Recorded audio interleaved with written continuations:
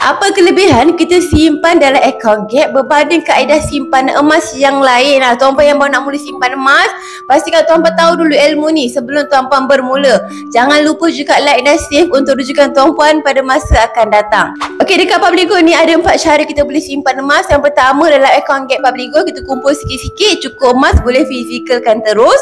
Yang kedua, kalau lagi mudah kita setkan saja auto debit dalam akaun Gap kita secara automatik.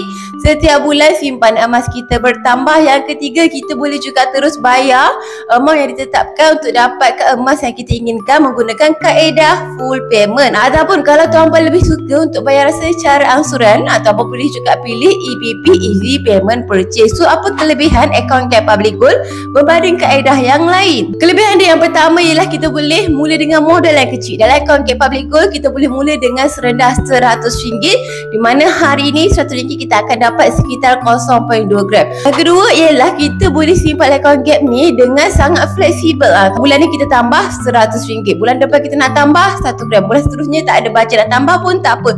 So boleh ikut kita punya flexibility. Bila waktu kita ada duit, bila mana kita ada duit yang banyak untuk kita buat simpanan, boleh terus tambah. Yang ketiga ialah tak ada komitmen bulanan. Kalau tuan-puan takut kalau nak mula simpan emas, takut nanti bulan depan tak sure boleh simpan ke tidak, jangan risau. Dalam akaun Gap Publigo ni kita tak ada komitmen bulanan, boleh tambah bila kita ada duit lebih. Kalau tak ada, tak apa, boleh tambah pada bulan seterusnya. Dan ada banyak lagi kelebihan dalam akaun Gap Publigo. Tuan-puan boleh baca terus dalam gambar ni. Kalau tuan-puan nak tahu lebih lanjut macam mana nak mula simpan emas dalam akaun Gap Publigo, terus saja klik link dekat profil saya dan terus kontak saya untuk saya bantu tuan-puan semua. Oleh itu sangat senang nak simpan emas dengan akaun Gap Publigo. Akhir kata macam biasalah, senangnya nak simpan emas.